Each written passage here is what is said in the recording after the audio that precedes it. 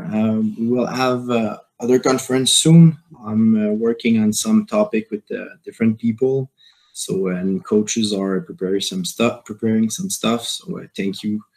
So Corey, we had a great start last week about the other 2 weeks ago for the skill analysis topic, and right now I'm sure you will present something great. So thank you, and they are all yours.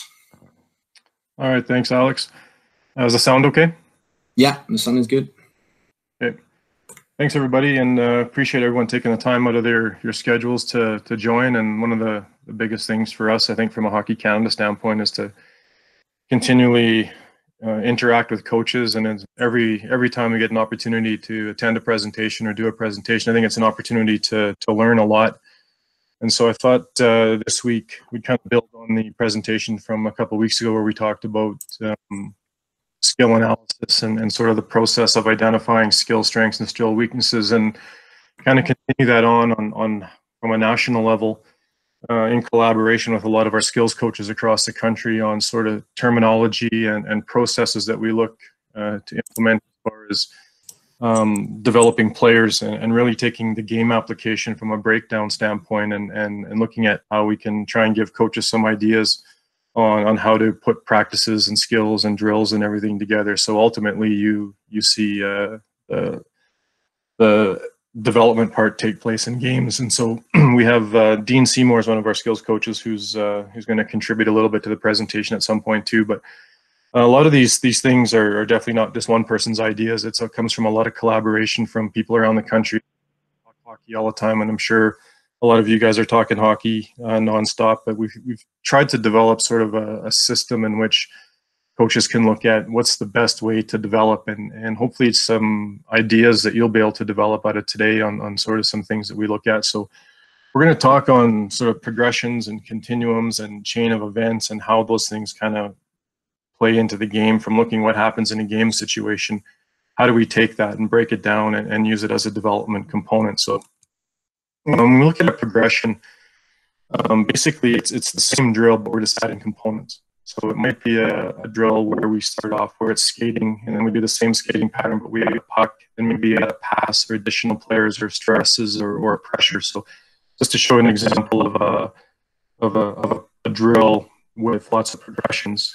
We showed a little bit of this one last week where it's just a simple 4-pylon, lots of different skating skills, inside edges, outside edges. We're basically telling the players, be creative, figure it out. I'm not telling them which way to go, which way to turn. And obviously the progression in the same drill is you add multiple players. And a lot of times here, again, you can put different rules in place where you ask them to challenge each other, don't avoid each other.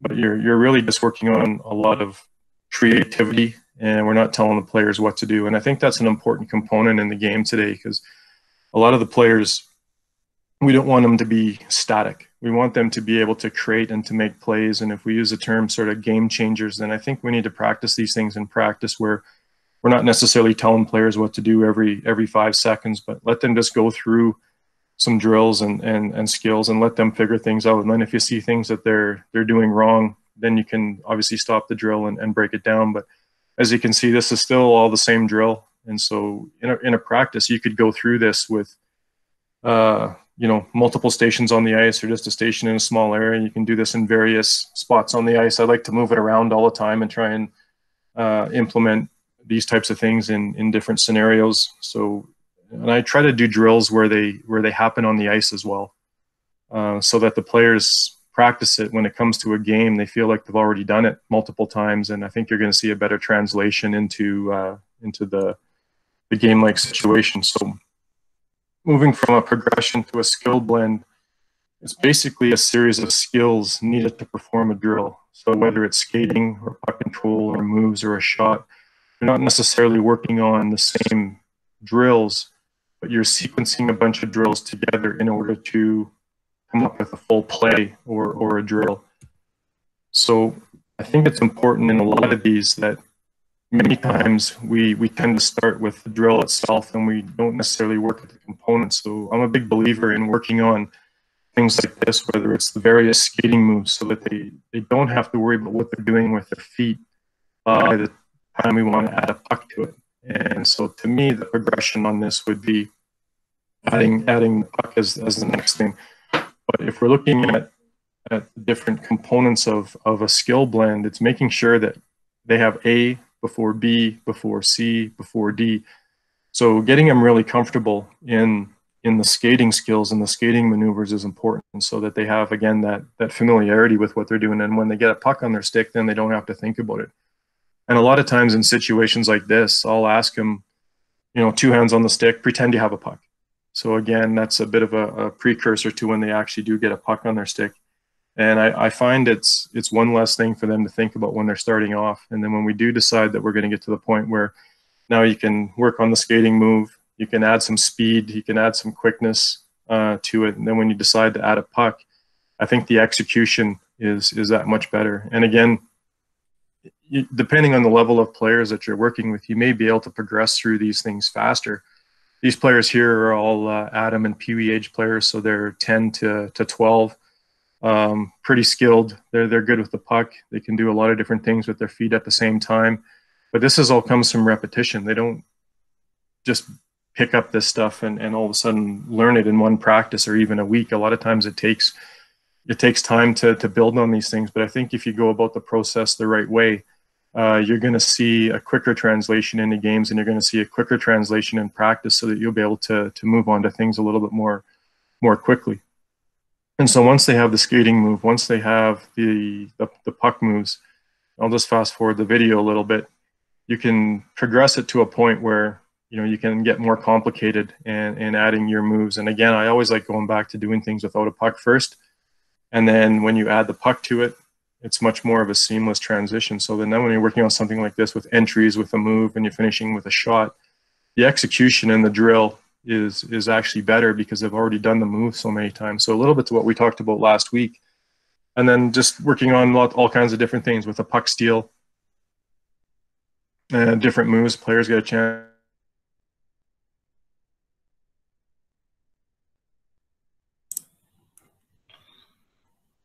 Corey, I don't know if you're hearing me, but we lost your sound.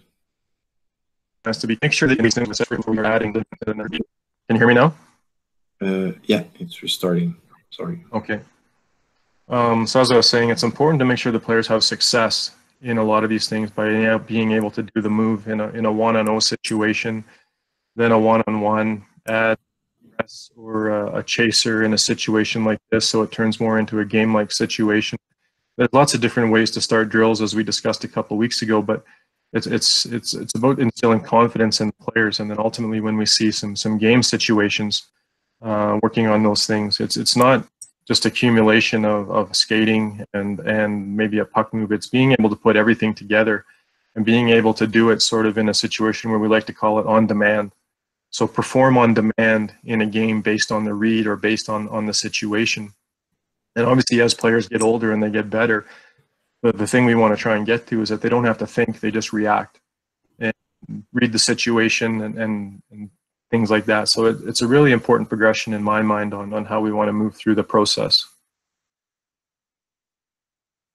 So we discussed some skating skills, some puck skills, moves, and then here's how you can look where all these things are put together into a game-like situation, in a situation where a player gets a scoring opportunity. So that's where the skill blends comes in, where it's a little bit different than the progression, which is the same drill. The skill blends are working on all the skills that come up into making the play. So when we look at the continuum, it's different drills and skills in combination. So it's what are the components of a play that happens in the game. So it might start with picking up a loose puck, then it's skating, then it's puck control, protection, could be change of direction, drive the lane. So when we look at a play that happens in the game, what are the critical components? And we're going to use a situation here where we show Crosby picking up a puck low behind the net and sort of skating through a pattern where he has to do multiple different things. But in a continuum, it's about making sure that we have, again, A before B, before C, before D, so that as the players are going through, they have the ability to perform all the series of skills and then put them into a situation where it's a play in a game. So we look at Crosby picks up the puck, comes high, lays, take turn, stop, delay, drives the lane, and gets a shot on net. So to me, there's lots of different things in this one little down low play that happen below the dots, basically, that offensively players need to have a lot of different skills.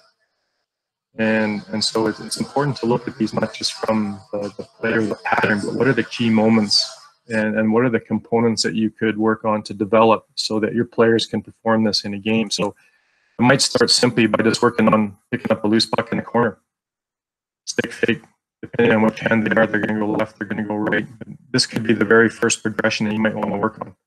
It is just repetition on picking up pucks that are in a corner and the different patterns that you can come off the wall. You might go down low like Crosby did in the game clip, or you might end up coming up high. But it's a situation where you want to work on this small component first, so the players have that.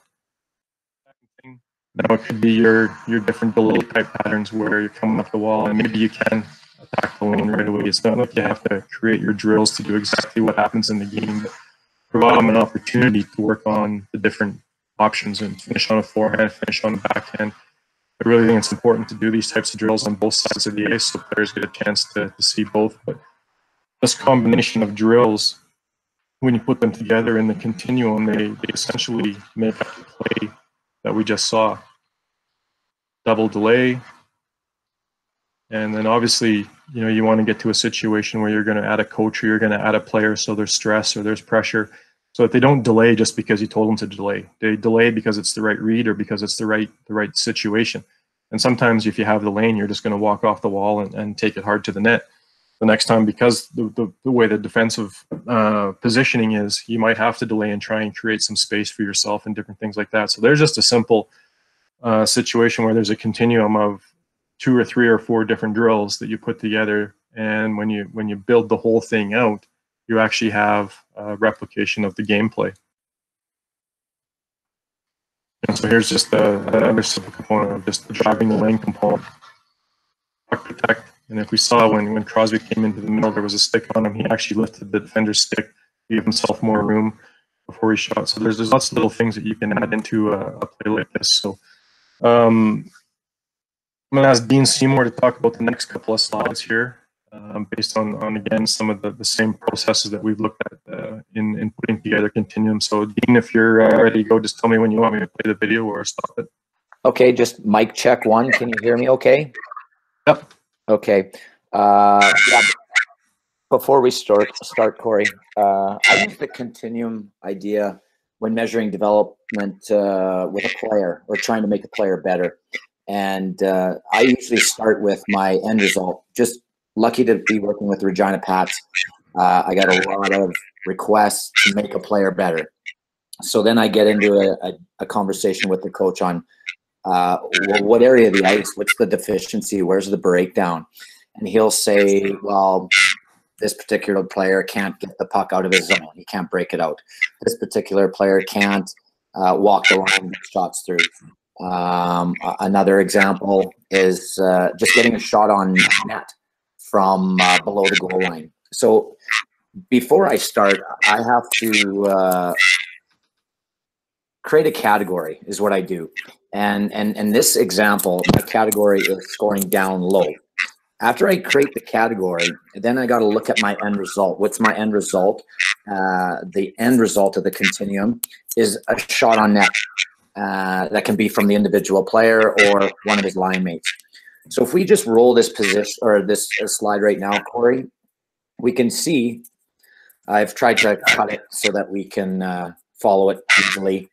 Our category is scoring down low. Our puck goes into the corner. Okay, our end result that we're looking for is a shot on net. Now Sam Steele goes to get this puck. He's going to do a multiple of things before he gets that shot on net. So we'll just let the play run. Okay. Now, I don't know what you guys see, but I see 5 things in there.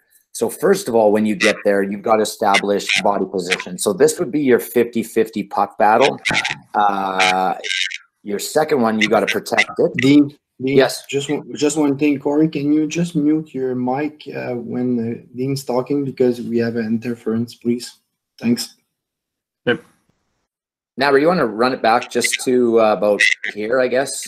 or like we can go right to the start. Let's just go right to the start again. If you can do that for me, please.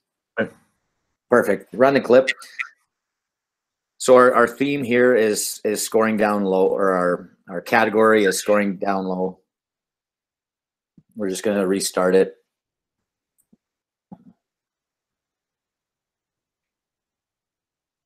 All right. So our category is scoring down low.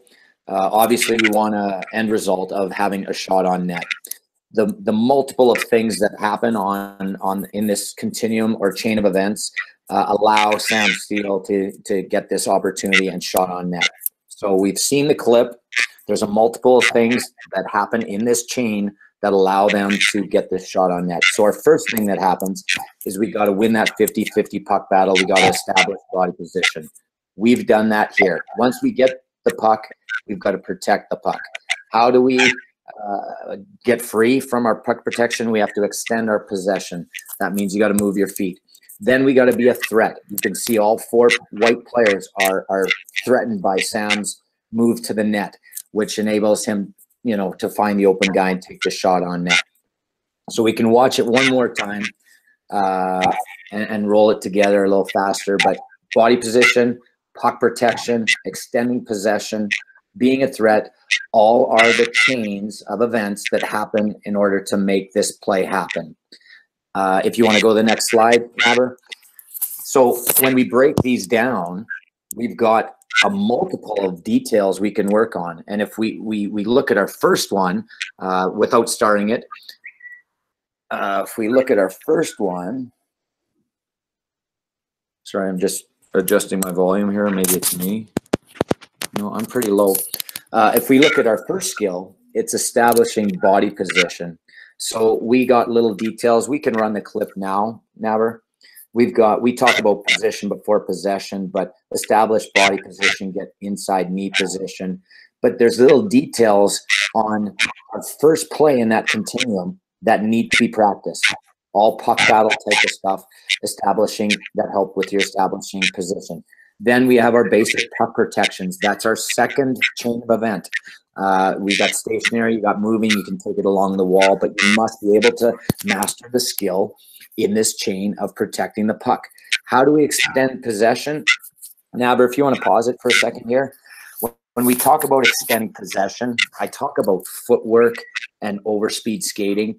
And I think it's a overspeed skating in a small area, all overspeed skating in a large area. All this is footwork in a small area.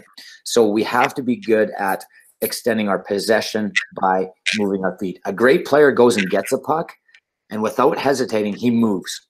So if you want to play it from now on, we can see that as soon as these players get their pucks, they're moving their feet.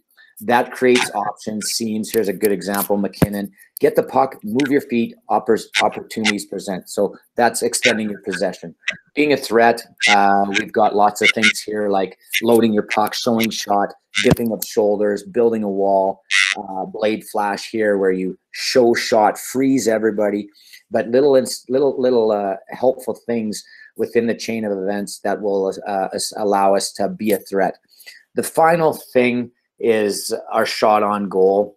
There's a multiple of things that we can talk about, whether it's shooting in stride, catch and release, one-time shooting, change angles. I didn't attach any clips there, but you can see the details within the continuum or the chain of events that you can practice. And if one of these is deficient, you're not going to get your shot on net. So if you can't extend your possession, before you're going to be successful with your shot on goal, you've got to go back and work with that. So I use the continuum idea to measure a player's development, to take them on a progression, to make them better. And I find it very valuable at the CHL level when coach comes to me and says, hey, this player is not doing this well. Then I can dig into the details of that continuum and isolate the area that's deficient, work on it, and hopefully make him better in the game. So that's my 2 cents on my Sam Steele continuum. Carry on, Naber.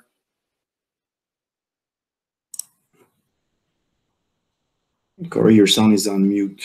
We have put it on mute because it was taking the sound of Dean. So just re-click it on your face and click on unmute.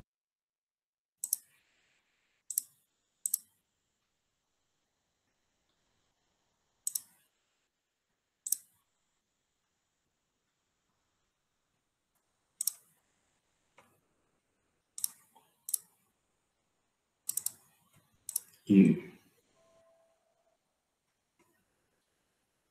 Can you hear me now, Al? yeah. Okay. Great. I was just going to say one thing to give credit here is this kind of process was first introduced to us a couple of years ago by Glenn Carnegie, who's with the Vancouver Canucks as their skills guy. And I think he had some really valuable insight into how the skills coach works with the head coach of a team.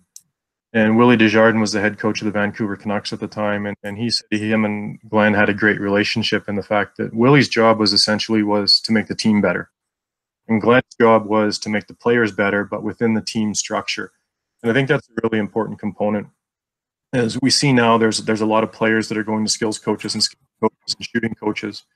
And then they come back to their team, and then coaches might be talking different language. They might be looking at different things. So it's really important that if you're a skills coach, that you're also talking with the head coach and looking at, okay, what are the types of things we need to improve? But you have to make sure that it's always within the team concept as well, so that they're actually contributing to each other instead of counteracting.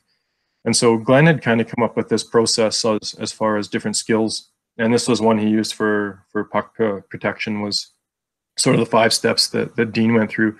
And I think as a coach or a skills coach, you could look at any type of play and develop 3 or 4 or 5 points on what you want to cover. So maybe it's on defensemen, where it's, retrievals, and then making the good first pass, following the play up the ice, joining the rush, whatever those types of things are. I think it's a really good way for you to break it down. And the more that I've started thinking about this, the more ideas you come up with on how to put this in a situation where players can understand, why are we working on the basics? Well, we need to have the basics in skating. Then we need to have the basics in puck handling and passing and receiving and all those types of things in order for them to be able to swing along the whole sort of continuum of a gameplay. So, I think for a lot of the coaches that we've talked to or introduced this type of thing, some of you are probably doing this already, but it's just a real good way to break it down for the players and ultimately try and get them to the buy-in as to what you're doing.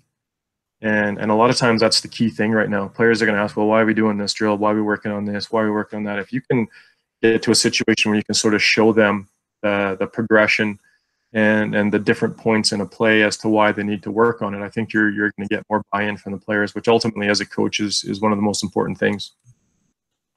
So again, here it is again, teaching continuums with key points to consider. And again, if we go back to sort of the same puck protection type of component, it's what are the different things that you need to look at. So we've seen this play before with Crosby, and the chain of events that happens in here, there's so many different things, but it all comes down to the skating ability. Heel to heel, the puck goes into his skates at one point. At one point, it takes his top hand off the stick. At one point, it takes his bottom hand off the stick. And it's interesting to see how a lot of times we hear coaches will say, well, you should never do this or never do that. And I always think those are 2 things you should try to avoid, because inevitably something's going to happen in a game situation where you're going to need to do it. So if we play the clip again, if you watch, where he's at one point he takes his top hand off, one point he takes his bottom hand off, the puck is in his skates. Lots of different elements here. There's bottom hand off, there's top hand off, put the puck in a position, extending possession, puck in the skates, another tight turn, and around. So again, when I look at that type of a situation in a game, the first thing I want to try and do is, okay, how can we turn this into a drill? But you also have to work on the different components so that they have the ability to go heel to heel, or the Mohawk turn to the left, the Mohawk turn to the right, add in the dropping the puck in their skates, work on it with top hand off, bottom hand off, and then ultimately you want to add pressure. So again, the simple starting to this is just working on different patterns. So the players have done this, and really it's going to come down to you as a team coach saying, what, we're trying to generate offense from below the goal line, but we're not successful. So to me, a skills coach is going to come in and say, okay, well, here's some things we need to work on. Here's some things we need to identify on different plays. And there's lots of different scenarios, but here's just a quick example of taking a gameplay and turning it into a drill.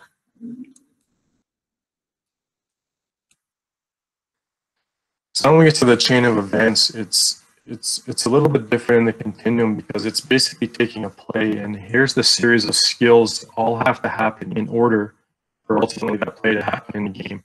So whether it's receiving a puck, so if a player can't pass on the stick or a player can't receive, that's the first link in this scenario. If that doesn't happen, nothing else matters. The second part is the skating pattern and the importance of being able to skate in a situation where you can extend that possession and receive the puck and be an option. Now you've got the puck, you're skating with it. There's a certain point in the play where you're going to need moves, you're going to need deception, you're going to have to be able to put some of these things together. Then maybe you're going to have to protect the puck and then ultimately get a scoring chance. So to me, the chain of events is, and again, it doesn't really matter what the game scenario is, you'll be able to look at what are the different components. And at any one point in this play, if something breaks down, if there's a break in the link in that chain, then the play doesn't happen. And in hockey, especially offensively, if that doesn't happen, it usually ends up being a loose puck, and a lot of times it's the other team coming back on transition. So you could start your chain of events off a turnover. Now, what are the things that we need to do defensively to stop someone on an offensive rush? So again, to me, I think you can take any game situation and you can turn it into this type of thing and look at what are the different chain of events. So if we look at this Bo Horvat clip from Vancouver against Edmonton, there's a clip from the start. You could go through this and find 5 points, 6 points, 8 points, all little different things that happen in this chain of events for a goal to happen. And again, we'll stop it at certain points and look at where some of the key components. So to me here, one of the challenges with young defensemen is they tend to hang on to the puck too long, and then they make a play because they have to, not because they should have done it already. So one of the terms we like to use, and it was kind of phrased by one of our skills guys out of Manitoba, Bob Caldwell, is pass when you should, not when you have to. So recognizing that the situation, even though he has space in front of him where he could skate the puck even further, the right play was to pass it off to his left, because Horvat is skating through the open ice there with speed. So he's coming underneath. He's got speed. So for defensemen on this one, pass when you should, not when you have to. To me, the second key component here is essentially Horvat is coming off the wall into the middle of the ice. And what he is effectively doing there is F1, who's Nugent Hopkins here, he's forcing him to hold his lane a little bit longer. If Horvat was to just go straight up the wall, Nugent Hopkins has the ability to this angle and set his angle on him. So the fact that Horvat comes off the wall is an important skating component in this play. As we let it roll, right here, his fake at the blue line, so the crossover causes the defenseman Benning to get his feet all out of whack. And then ultimately he drives the puck to the net. So again, when we look at these different chain of events, building the wall, puck protection, he tries to slide it under, doesn't quite get there, but he still has the puck in a position where he can do something. So again, coming into the middle, his stick is in great position to receive the pass, so he can try and pick it up. He does bobble it a little bit, but at the end of the day, you can sort of see the concept here. So if he skates up the wall, there's a good chance you can just see the top of Benning's head there. He might step up on him and try and close him off. Nugent Hopkins, who's in the middle, if he stays on the wall, Nugent Hopkins is going to follow, and he's going to track, and he's going to try and get in the lane, and probably has a chance to get a stick on the puck there a little bit quicker. Right here, you see the one crossover causes the defenseman to fall for the fake. Now he's leaning inside. He's in trouble right away. He does that little staircase with a shuffle step there, tries to come back, recovers his stick over top. We call that a windshield wiper, one of the worst things we want defensemen to do. And so in my opinion there, if he was to come straight back and not try and do anything with his feet, he's in a better position. So there's lots of opportunities on plays like this where you can actually look at what was successful on the play from an offensive side, but also defensively. If you look at a chain of events, what could have they done different defensively in this situation to help stop this and prevent and try and break some of those links? So I think it's a good opportunity to look at both the offensive side and the defensive side of the game. So again, I picked 5 basic things in here. You can, we'll play the clip again. You can look at it from an offensive side. You can look at it from a defensive side. But again, in any gameplay situation, if one of these things doesn't happen, if he doesn't have the ability to put that one crossover at the blue line and fake to go inside, he probably doesn't get a chance to drive the net. And that means he's just going to try and drive wide, and Benning's probably going to take him into the corner and take him out of time and space. So to look at all these little things, again, you might pick out some other things in here as well, but they're all situations that you look at. And I think a lot of times we look at plays like this and think, well, this is only for the elite player. And Horvat's obviously a good player, but I'm not sure he's exactly in the elite echelon of some of the guys in the NHL. But I think this is something that you can teach to a lot of players.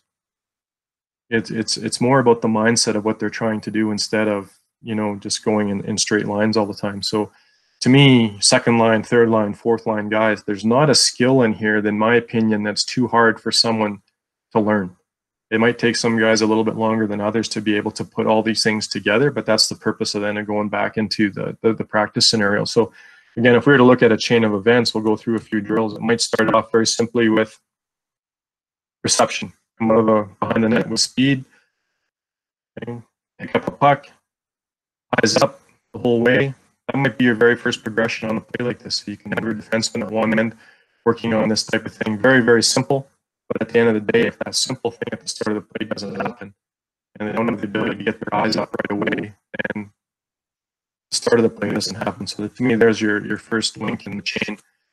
The second one should be the simple, working on patterns and puck retrievals for a defenseman. Stick fake, forwards getting down low. Okay. Pass, obviously the pass missed there, so if that's in a game situation, your chain is broken right on the second link of the play. Again, it's taking the time to go back and work on the different components of things. But again, we worked on the little fake in the corner earlier. It's picking it up here, eyes up, ice. Okay, now you're making the pass when you should, looking away. So there's lots of different options on things like this. And these are all components depending on the level you're coaching at and what you're trying to do that you're going to have to try and look at to make sure your players are doing it. So something simple like this is not telegraphing that pass, but being able to come up the ice, take a look one way, pass it on the backhand. That could be something simple that your defensemen aren't doing, and they become predictable. And so again, there's just lots of different progressions on this. Making that pass quick. One of the things we try and look at here is make the pass when the stick comes around the net, not necessarily when you're waiting for the whole body. So in some situations there, you might want the defenseman to pass the puck a little bit quicker so that the puck is passed when the puck is free, not necessarily when your body. And that might just give that forward an extra half a second or a split second to be able to make a play. So again, in a lot of these things, you know, start off simple, make sure the player has success with it, and then you have the opportunity to add in a forecheck or add in pressure. But it's repetition on these types of things that will make sure that, you know, a little bit fake to the outside and then actually brings the puck up the middle. So there's lots of options you can do on a drill like this that'll help sort of develop that whole chain of events. We just go back. So then the next part when we looked at Horvat is skating into the middle to receive that puck, and then speed as he's going to the outside. We have Sebastian Bordelot and Patrick Boileau here demonstrating this. So again, it's working on this component, and it's important to do it in situations where it could happen on the ice. In the game clip, it happens a little bit lower, but this is still a good clip to show some of the progression on the teaching. So here, Sebastian was just working on the process of the pattern and sort of the skill components without actually receiving a pass to it. And as we see going through here, so being able to get it on the backhand. And the main thing here is sticks in a target, good position to receive the puck, so he doesn't have to break stride as it's coming across the blue line. And as again, this is simple component, but working on the skills that happen within a play. And so we had lots of good discussion on the ice when we were filming this about the different things, components that we might want to do, and then how does that build into the next component. So now we look at the fake at the blue line. It's important to be able to do the move with your feet where it's one crossover and come back outside. So again, when we work with young players, one crossover, come back outside, one crossover, come back outside. So if we want our players to be able to do this sort of instinctively at the offensive blue line or at a place on the ice when they're trying to beat a defender, again, we need to go back and make sure, do they have the ability to do the footwork? Because if they don't have the ability to do the footwork, but we're expecting them to do something creative or something deceptive at the blue line, it's going to be tough. And again, when we sort of link all these together, this whole one play sequence could end up being, you know, the majority of a practice. Puck retrievals, good first pass, skating patterns through the neutral zone, the fakes at the blue line, and then at the same time, you can also be working defensively on the same type of thing. And then we add the puck, so one crossover and back. And again, if we can go back to the basics and doing this in sort of a butterfly pattern or lanes down the middle, you're going to ensure that the players are getting lots of repetition on this type of thing. So when it comes time to actually work this with in a one-on-one situation against a defenseman, they've done it multiple times. You're not asking them to do something they haven't done, and then wondering why the drill breaks down. So I think again, when you work on this sort of process, and as you build this out, how it's going to work best for you and your team situation or your practice situation, players will start to understand that all these little chains, all these links in the chain are ultimately going to give them confidence to be able to do some of the stuff in games because they've done all the components multiple times. Then you have the ability to put it all together and have the players work on this in a situation where this is what's going to happen in a game. And I also think it gets players thinking about one or two plays ahead, based on what's going to happen when you incorporate the team component. The last one is where he drives the net and puts the puck under the stick. So here's just a simple drill on players coming in on their off wing, tapping the puck under the stick, trying to get a shot on net. And a lot of times we see drills or things in practice where if we don't break it down, sometimes players let off at the last or the most important point. So it's still being able to focus. What's the situation? Get the puck under the stick, try and get a shot on net. But if they've done this a multiple number of times prior to, they're actually going to have more confidence in trying to make this play in a game. And so again, it can start simple. You can have your defenseman at the other end, for example, working on those retrievals and the good first pass, and the forwards are working on this. So opportunity for splits in practice to be working on all these different skills. And yes, they're all combined in this one play, but they all happen in multiple situations in the game. So you might have other situations where you're working on net drives, and this is just one of the options that players are going to have. So again, I think you're going to, even though you're building this chain of events for that game situation, you also have the opportunity to work on these things that are coming in other situations. So to me, that's sort of the way what we try to look at it is look at progression. So how can we do the same drill but add components that might end up in a game situation? From there, when we look at sort of skill blends or skills in combination, is how do we put together multiple skills in order to try and make a play happen so that we have all the different components broken down. And then as we get into sort of the continuum, again, it's looking at what are the various skills, how do they have to be developed, how do they have to be executed, what are the breakdowns of those in order to fully make a play. And then ultimately it's tying it into the chain of events in a situation where we can take a gameplay, break it down, and look at what are the components. And depending, again, on the level that you're coaching, if you have access to video and things like that, I think it's a great opportunity to not only look at successful plays on what worked well, but also unsuccessful plays. So maybe a rush up the ice did get stopped at the blue line, and it's an opportunity to look at it and say, if we would have done this here, we probably could have extended our possession, or we could have became a threat, or we could have got a scoring chance out of it. And you can look at what didn't we do. So maybe it was a player who didn't provide a fake at the blue line and they just tried to drive wide, and the defenseman took their ice and their time away. So it's a good opportunity to look at different things. And then again, as we go back to sort of the skill analysis tie-in, is do our players have the ability to do this? And if they do, then it might just be more on working on the concept of making sure we're building those things into our sequence. If they don't, then it's a good opportunity to go back at any one of those links and say, you know what, this is where the problem is, and we need to really work on this. And it might just be the skating angle or the slash skating into the middle. It might be the ability to receive the puck and keep your feet moving, which obviously for a lot of young players is a challenge.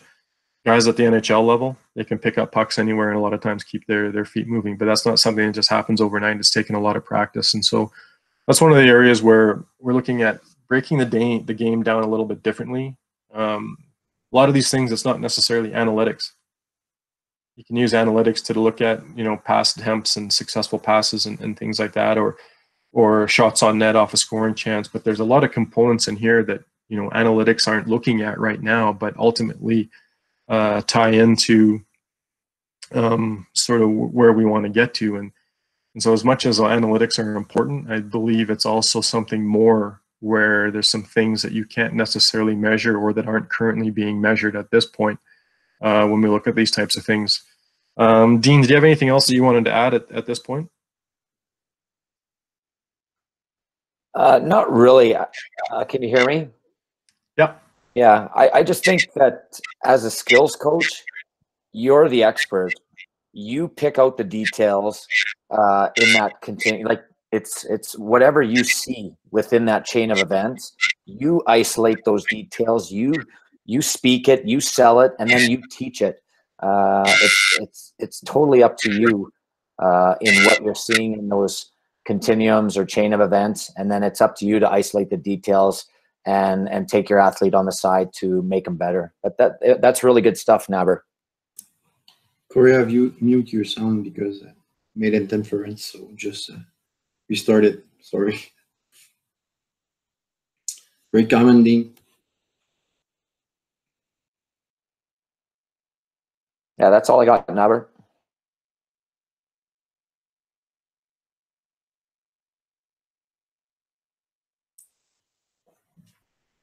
Okay, if you want me to talk more, I can.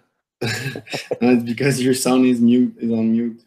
Because I mean, I look at other continuum examples. I'll take a break, like the breakout, like you said, and do retrieval, positioning, separation, first pass to get our end result of the puck exiting the zone. I'll take scoring off the rush or zone entries. My final need or want is a shot on net. So I'll go back into the breakout and go speed below the puck. Then I'll go speed through the neutral zone. Then we look at our Horvath separation, creating space at the blue line, pushing in. Then I look at the drive being a threat. And all those, if those sequences all come true, then we'll have that shot on net. Another continuum example would be from the blue line, like as simple as I want a shot from the blue line to get through. So my end result is a shot on net. A would be to get open for that pass. Make sure you're in a good position to get the puck. Then you've got to be able to retrieve it. Then you've got to be able to move your feet, create separation. Then you got to get your eyes up to see, you know, where to put that puck through. So like you said earlier, you can create these continuum, these chain of events to make your player better, to make your skills practice more relevant to their, I mean, talk about getting your player engaged. If you're doing stuff that they actually need in a situation in the game, you've sold what you're selling, and you're going to have their attention and to make them better. So there's lots of different other opportunities you can create a continuum with to fulfill that chain of events.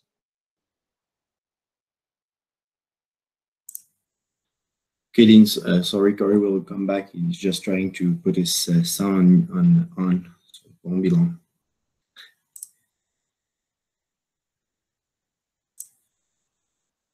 All right, thanks, Dean. Alex, can you hear me now? Yeah, good. Yeah, I think those are good points. And again, I think the concept here is to try and get everyone thinking about some different ways on how to break things down and put it together.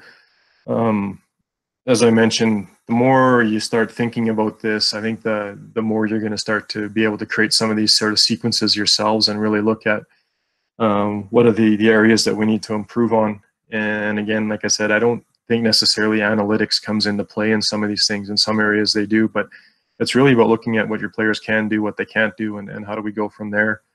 Alex, be great opportunity if anyone has any questions or comments. I know I saw a couple of the names on there, whether it's P.A. Poulin or Derek Cormier, a couple of the guys that have gone through some of our skills coach seminars, and if they want to feel free to jump in and have any comments, that would be great. Or if you have any questions from anybody, we'd be happy to answer them. Corey, I have a question for you.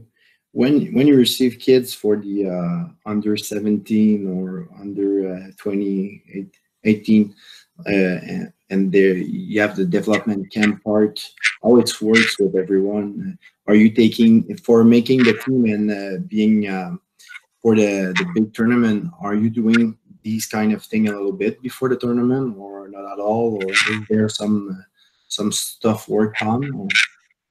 Yeah, that's a great question, Alex. As players come into under 17, we typically bring in about the top 110 or 112 16-year-olds across the country, and with scouting staffs and the coaching staffs that come in, and we have 6 of our skills coaches that are tied into everything. We kind of sit down at the start and look at what are some of the things we want to work on.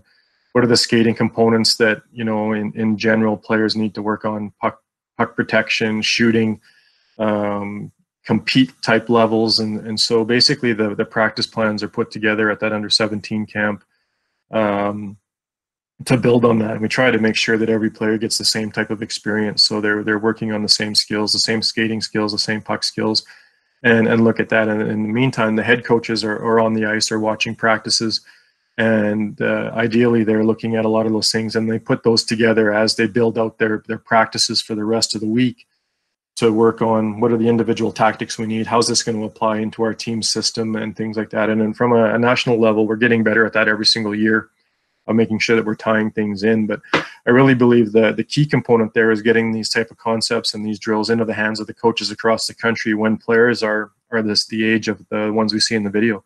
You know, they're 11, 12 years old, and the sooner we can put these types of things and concepts into their head and into their skill sets at a younger level, by the time they come into, whether it's provincial programs or, you know, elite camps, our national team programs, that they have a bit better fundamental skill set. So to me, it's a process to try and get a little bit more consistency on how players are being developed from a skill set. How do those skills apply to tactics, and then ultimately how do those apply to the game? And everyone's team is different. Everyone has some, you know, different strengths, different weaknesses. They have a team structure or a team system that they're trying to fit into.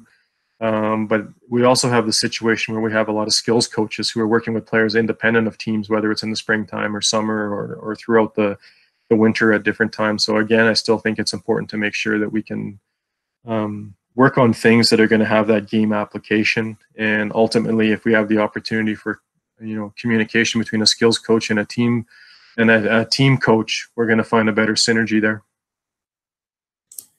Great, thanks. And which skill you think it's the most difficult to teach for kids, or to learn, or to understand?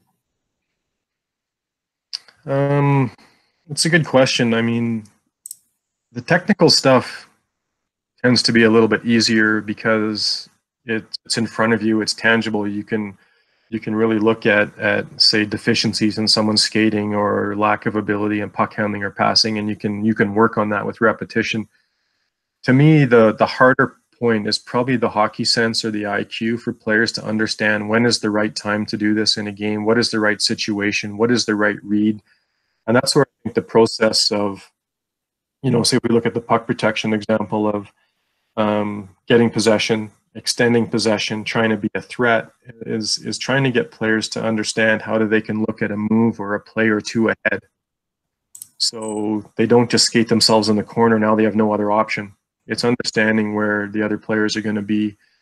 And then again, from a defensive side, I think playing away from the puck is something that coaches have a hard time teaching, and for players to understand and anticipate what is the next play going to be. Goaltending coaches use a phrase, sort of, who's the next most dangerous player? And I think from a defensive standpoint for defensemen or D-zone coverage, that's a good way to look at it too. Who's the next most dangerous player based on where the puck is? And sometimes with really skilled players, that guy's the most dangerous one because they might take the puck to the net. You look at some of the clips of Crosby or McKinnon or guys like that. But in other situations, it's really looking at playing away from the puck and how do you get in position to prevent someone else from being a threat. But I think the hockey sense is probably the biggest challenge. And in some cases, it's more so because as a coach, we kind of sometimes get into a routine where we're always telling players what to do instead of sort of letting them figure things out a little bit and make the read themselves, and then asking them questions. Why did you do that here? Or what were you trying to accomplish, and things like that. So, you know, nothing happens overnight. Nothing really happens quickly, but it's about paying attention. And I think I mentioned on the last one, Sebastian Bordeaux had a really good comment. He says, you know, if you really want to improve a player's hockey sense, make sure they have all the fundamentals so they can skate, handle the puck, pass without thinking. Because then when those things become natural, the thinking is something that can take over and becomes a better ability for a player to execute. Thank you. Is there someone else who have question? You can write it down and just unmute and ask it to Corey or Dean or anyone else, honestly. Everybody can share.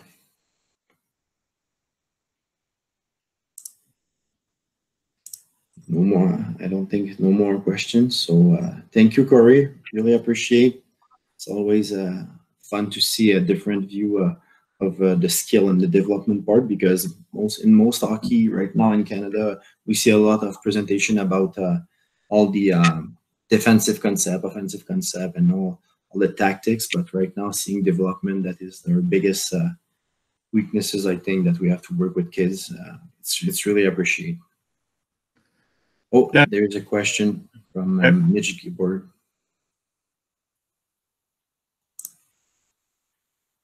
Mitch, you can ask it if you want. I figured this is just easier than actually typing it. But the thing that we deal with a lot in differences is trying to deal with these at all the different skill levels. So I myself have one kid in competitive hockey and one who's playing in house, and I tend to coach in house, but I assist sometimes on the competitive side on the ice. And how do you translate some of those more driven skills down to the level of the kids that might not have as much drive to push that on the ice? And how do you get them motivated to really push their limits?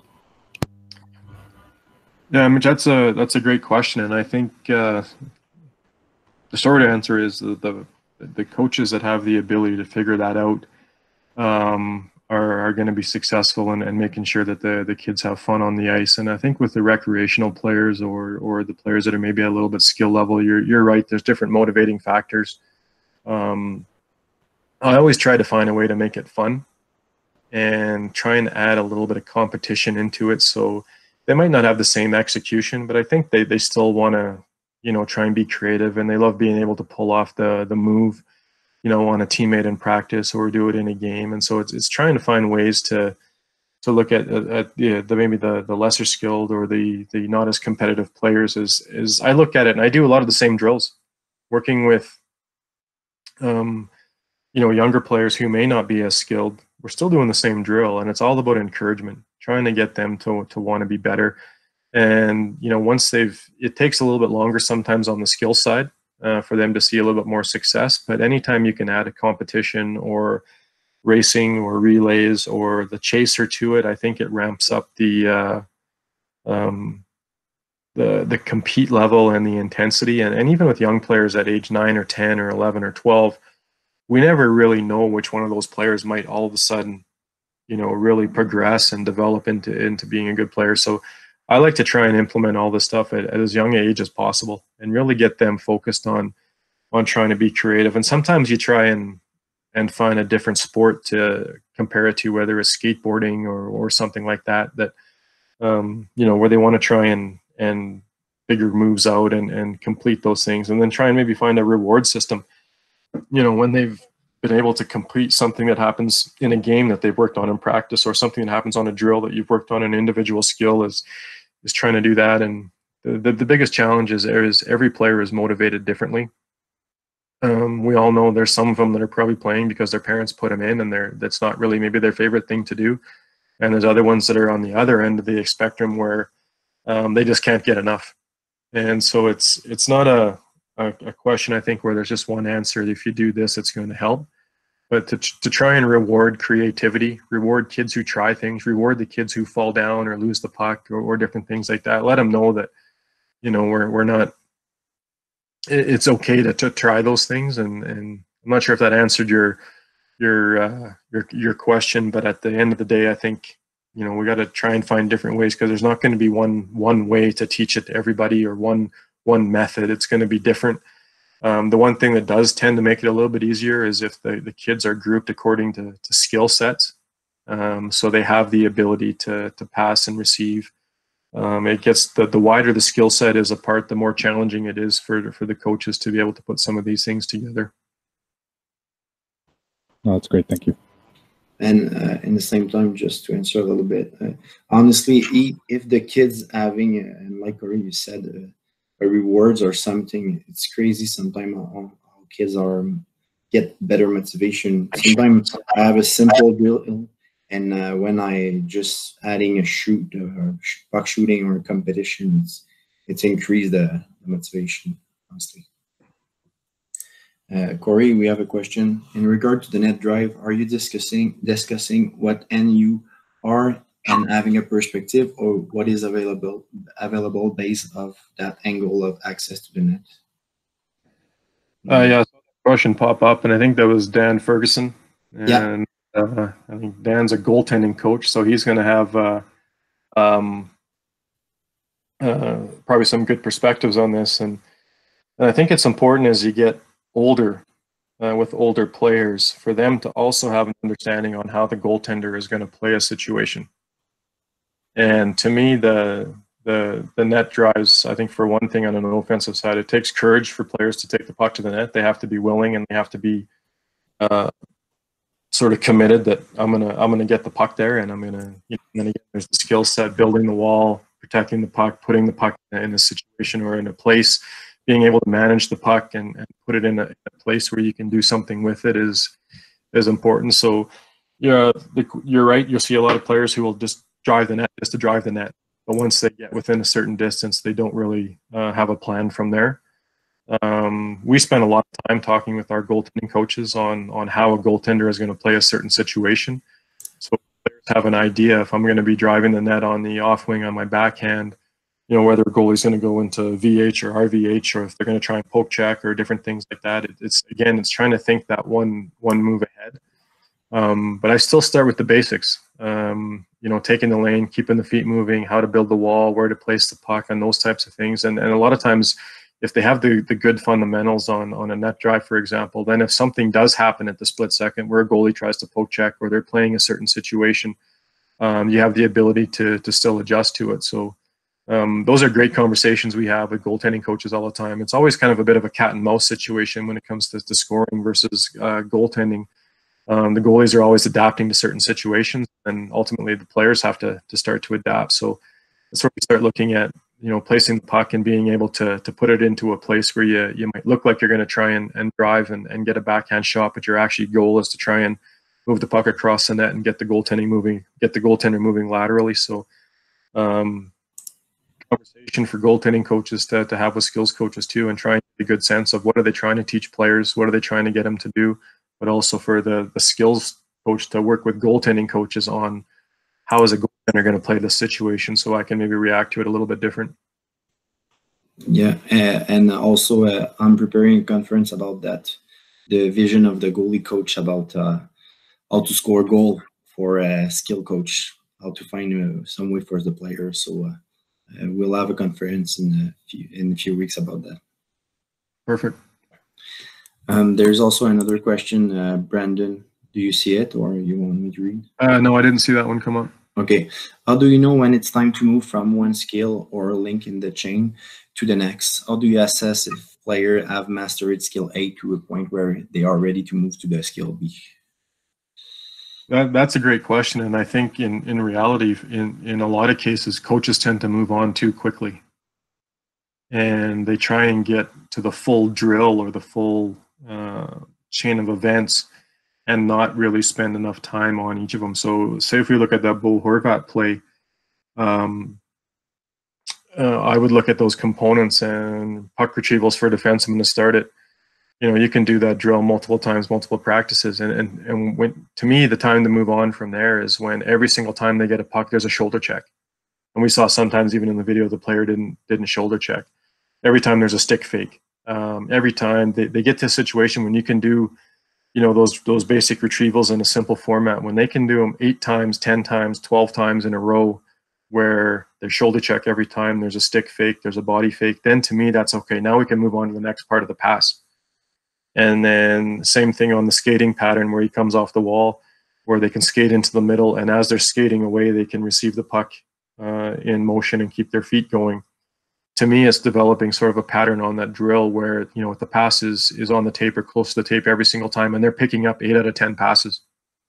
And, if you're doing that type of pattern where they're coming into the middle and they're skating away, getting a puck, and they're not receiving it, or it leaves their stick every single time, then to me, that's a sign you need to keep going back and doing it. the move at the blue line. Get to a point where they can do it time after time after time, 8 times, 10 times in a row in a butterfly pattern down the middle, where they can do the one crossover and then come back out, and one crossover to the other way, and then add the puck. And if they can continually do that, where they can move the puck to the forehand or the backhand, and then move it back to the other side while they're moving their feet, when they can, I think you have to observe a point where they're being successful the majority of the time. We can't expect them to be successful 100% of the time, but if they're only successful 2 or 3 out of 10, to me, that's where you want to be able to keep working on it. So, you know, again, depending on the level, you may be able to see where, you know, they can move through the progression quicker. But even at a higher level, working with junior players or even pros or university players this past year, there's a lot of times we might progress through something, and then we all of a sudden, it's like, you know what, we went too fast, so now we need to stop and go back a little bit. And I think for coaches, it's okay to do that. Again, if we explain to the players why we need to go back and work on this point, because this is the sticking point. We're always in a straight line coming to the blue line. We need to make sure we're coming at angles, or we can do something with our feet. You know, again, I'm not sure there's one answer that's going to fit every situation, but to me as a coach, it's about evaluating the success at each of those components in that whole chain. And if there's a certain link that breaks down, it's going back and doing it until the players are successful. Thank you. Really appreciate. Other question? All right. So thank you very much, Corey. Really appreciate again. Thank you, Dean, to jump in, and I'll announce other conference soon. So and some people ask me to which kind of program I work with. So I'll stay on to show my screen. So if some people want to see how it works or how I work with. So thank you very much. Thank you, Corey. Perfect. I was just going to say one thing, Alex, too. I mean, if anyone has ideas or concepts that you're working on and you want to share, feel free to pass them along. We always end up having great conversations with, you know, coaches across the country who have different ideas. So, I mean, Alex, if you want to share my email, feel free to go ahead. It'd be great to continue conversations with people in some other areas too. So. Perfect. I'll send the record, and after that, you'll be in a copy, so everyone will have your email. All right, perfect. Thanks, everybody. Have a great afternoon, and hopefully everyone can stay safe and healthy. And appreciate everyone taking the time. So again, appreciate it, and have a great day, everybody. Thank you, Corey. I'll stop sharing here now, Alex. Perfect. Thanks. So if some people want to see my how I work with a simple program. It's called VLC, and it's really simple. Sorry, I have a kid and he's crying before.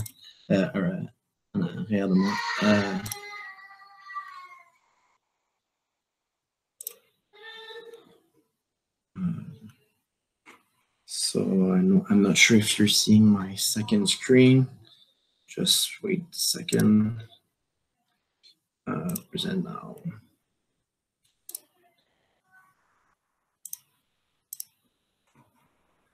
So are you seeing my screen here with I got a video right now with VLC with Toronto and Pittsburgh. If someone can just unmute to just see. Yeah, I can see that. Okay, I can see that, Alex. Perfect. Thanks. So I work with VLC. It's a free software, and it's really simple. You can find your clip by I'm work with Cyborg. Cyborg is a free open source. You can go on the NHL website, and after that you have to find videos on NHL, so you can click on video. And also after that, when you have a video, you can sorry, there's an advertisement. So right now it's the top 10 play of the Sharks. So you can click, and you have to have video on the top. You copy it, and after you can click and download video, and it will Alex? take some time. Yeah. We lost your screen a little while ago, so all the stuff you've done on Oh, the sorry. NHL video site. Okay, yeah. Just Perfect. Thank you. Thank you. I appreciate it. I'll come back because I'm not seeing what I'm presenting. So stop presenting. Let's try again. My enter screen, screen 2.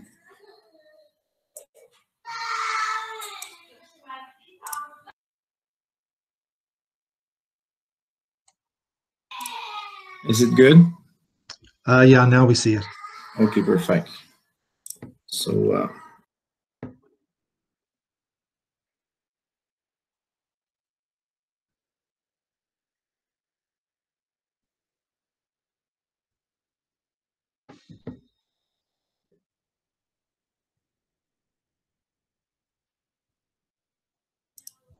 sorry, everyone. Little problem. Kid's 3 years old. So yeah, so you're seeing the video right now here. It's really simple. You just have to go on the NHL video. You copy it, and after you go on Cyborg. So Cyborg is an open source. Really simple to use. You can download it.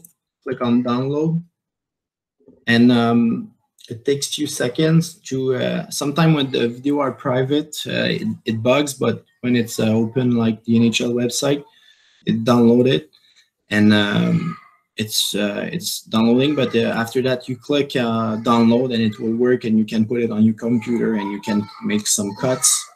So after that, you can go and open it on a VLC player. And I have a lot of VLC on my computer, so I can choose I choose one. So I have one over here, and I can play, and it's really clear and it's good quality, honestly.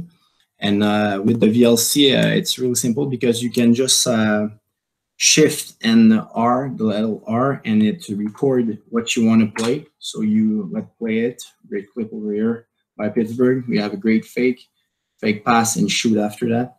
So, and you can stop your recording by Shift and R2, and it goes in your computer, and it goes in your video, and it comes over here VLC record, and you can just rename it and call it the name you want. So I work with that, and I have a lot of clips. So if it can help everyone to have some clip in the same time and improve the game, so it will be perfect. So I hope, and in the same time, if you want, I can send you a Cyborg, but it's really simple. It's cyborg.com, so you can find it over there, and VLC, it's open for everyone. Alex? Yeah. Quick question. Yeah. The Shift R function. Yeah. Essentially, is that allowing you to take a clip of that video or a portion of that video so that you don't have to open it up in an editing program? Yeah. And, yeah, okay. Exactly. Yeah, exactly. It's a shortcut. Oh. So it's really simple, and honestly, it saved me a lot of time. So, and it goes, and you can decide where you want to go and put it. So you can put it on your video on your computer, but it can be another, you call it NHL, or you create it, and you can decide where you want to put it. So you could be watching an entire game video or a period, and as you're watching it, clipping out goals, clipping out power plays. Not live though, not live. No? I'm taking the recap. I'm taking a lot of the recap of the game. No, that's what I mean. Like if you had a video of last night's game. Oh yeah. You can clip it like that, yeah, and then go and rename every clip you want. Yeah, exactly. Oh wow, that is like I have video editing software where I go in, and you just gave me a way to do that so much quicker now. Yeah, exactly. I was working with X and O's and Steva, and they are great, but they are all expensive. So in the same time, and I found this one, and honestly, it's really simple, and everyone can have it and read after you read it. So awesome! Thanks so much. All right. So thank you very much, everyone, and have a great day and take care. Thank you. Bye.